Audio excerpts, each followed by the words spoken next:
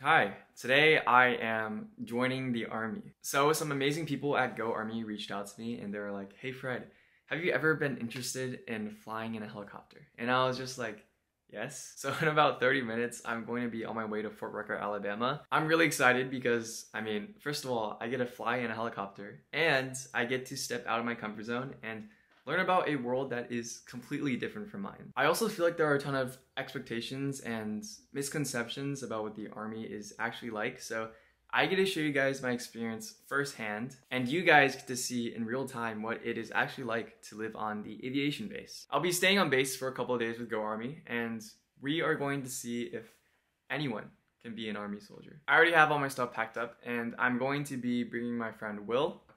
I'll catch you guys in Sweet Home, Alabama.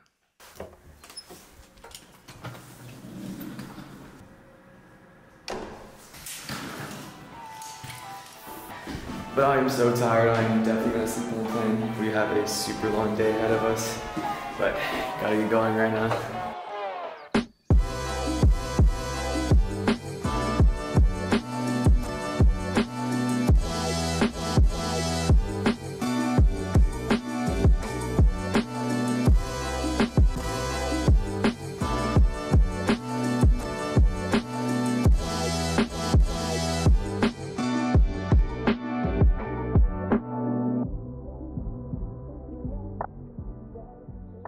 Will and I finally made it to the airport. We had to wake up at like 6 a.m. today because we have a super early flight. The plane boards at 8, so we have about like 10 minutes before we start boarding. So the whole itinerary for today is basically just traveling. Will and I have to get all the way to Fort Rucker by around 6 p.m. So our flight's about 5 hours long. We have 2 hours all the way to Dallas, then we have like a 10 to 30 minute layover there. And we have another 2-hour flight all the way to Panama City, Florida. Once we land in Florida, we have to drive 2 hours all the way to Fort Rucker. So we have a very busy day of traveling. And I think it's about time that we have to board our flight. I'll catch you guys in Alabama. Hopefully nothing goes wrong. And I'll see you guys soon.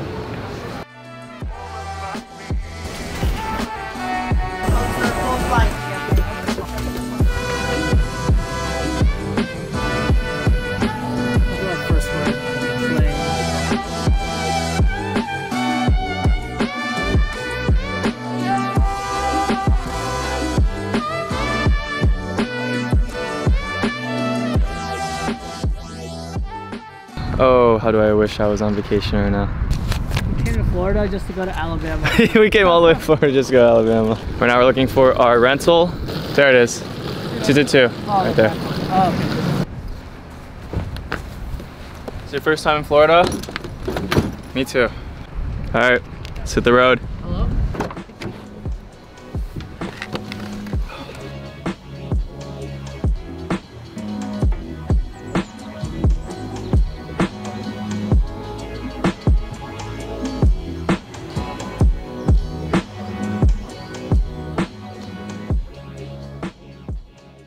Here we are. Welcome to Alabama. This is our cabin for the next few days. It has been a long day of traveling and Will and I are going to go ahead and get settled inside now.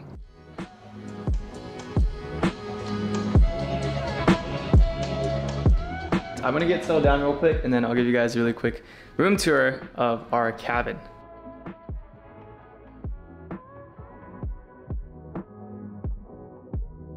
Alright, right as you walk in the door, we have a couch, another couch, fridge. We have a place to do our work, and we also have a small kitchen.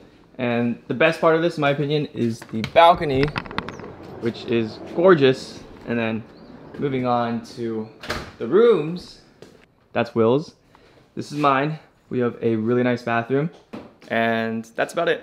Pretty simple, functional, everything that we need, and very comfortable. But I think I'm going to call it a night right now because I'm exhausted from traveling all day and we have to wake up really early tomorrow, so I'll see you guys tomorrow.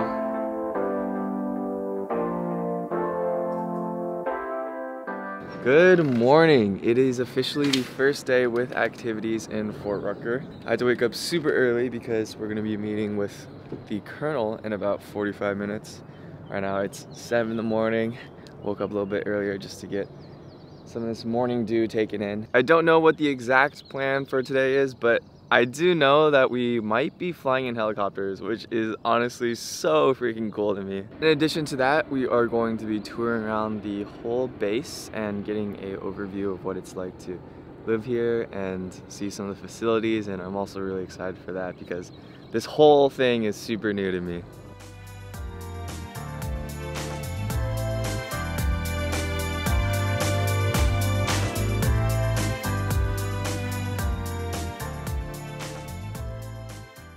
Right now we're headed to the Aviation Center to debrief our itineraries, and we're gonna have the chance to meet everyone that we have not seen yet. I'm really excited to be surrounded by so many accomplished people, and after our meeting we'll get to practice flying some real helicopters and simulations.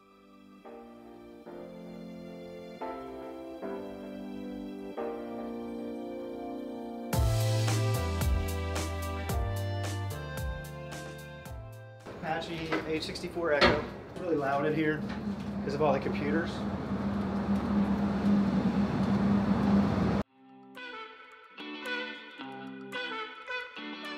We are in a helicopter simulator, and this is probably one of the coolest things I've ever seen in person. So in a little bit, Will and I will have the opportunity to be able to fly one of these. What we have is a mock-up of the pilot's station. This is where the pilot primarily flies and controls the aircraft. Either crew station can fly. So Mr. Carson's going to be flying around initially. But this is the cyclic, this over here, collective. Right. So basically, this controls the helicopter right here, and the collective is what makes it take off and land. That's the basic of it.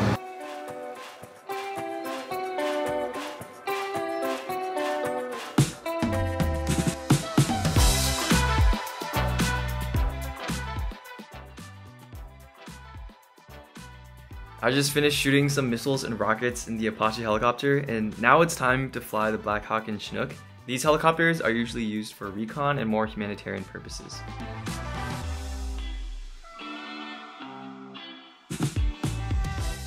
This is like Star Wars. Tell me this isn't the coolest thing you've seen. You can see the guy in the simulator. Every bit of this is what's going on in the box itself. What we have right here is a UH-60 Alpha Lima simulator. We're going to go in and you get to learn all about it. You get to fly a little bit. So watch your step coming down. So as you can see, the simulator is set up here. It's in our Alpha Lima configuration, which is a little bit dated. We learn a lot of emergency procedures in the simulator. That way, if something were to happen while you're in the air, you know how to react and maneuver the aircraft, and it's not the first time you see it. So you can crash all day here and survive. Locks in. Make sure you can, feel comfortable that you can reach all the controls. Yeah. Should I put my seatbelt on? No, we're not going to be in motion. You don't have to put your seatbelt on. okay. If we're on motion, absolutely, because this thing will rock.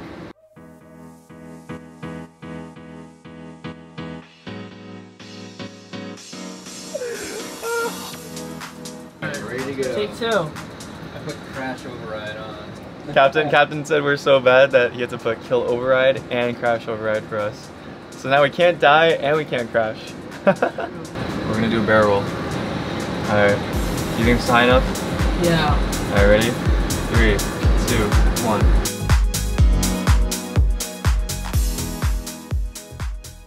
Yeah, you are, you're spinning. Oh, yeah. Okay, I got. So you're in a dive just need to level. pull If up you a little just unusual attitude recovery here, just level the wings. Don't break the sim. Okay. Will's about to break the I'm sim. I'm not even doing it. Oh no! You died. Crash override couldn't even help you on that one. So are you the worst pilots you've seen? No, not at all. You'd be surprised, flight school students come here with zero experience whatsoever, and the instructor pilots here are quite the professionals. So anybody can learn how to fly. Yes. That's so cool. Absolutely. It's a pleasure.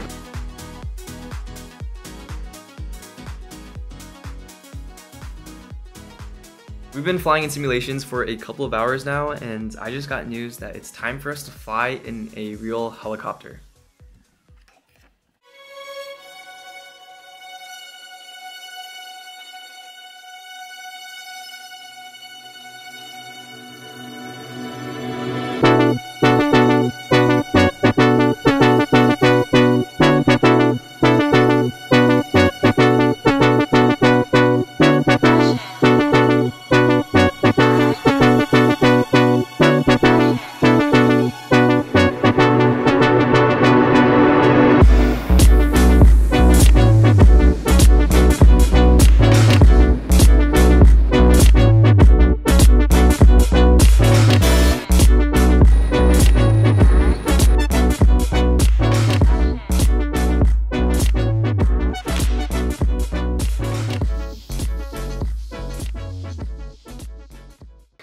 Good morning, everybody. It is officially day 2 and also my last day at Fort Rucker. If you're wondering why it's so dark right now, it's because it's literally 5 in the morning. Well, in about 20 minutes, I'm going to be going to physical training. I want to see what the Army fitness is really like.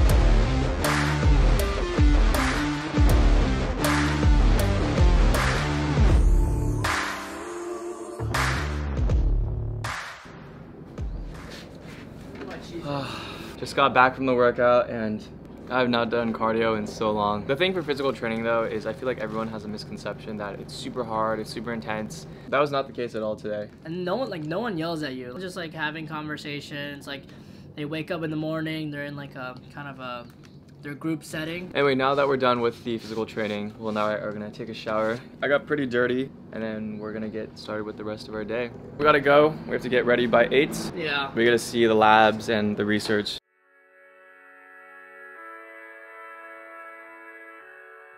The first thing on our agenda right now is to check out our cabins because it is our last day here. We have to check out by 11, but since our schedule is pretty packed, we're gonna go ahead and check out right now. We just checked out and now we're headed over to the Army Research Laboratory to see some of the science behind the Army, and I'm super pumped. So we merge these sciences, medicine and aviation, we bring them together, and what we're trying to do is improve the protection of our aviators and to improve their performance in various ways. And we'll talk about some of the ways that we do that right here today. First, we're going to explore the virtual reality testing and kind of get a glimpse of how pilots utilize technology to prepare themselves for worst case scenarios. In helicopter flying, you need to try to practice emergency procedures and ingrain them into your memory so that if the engine quits, you're not sitting there going, damn, I wish I remembered what to do.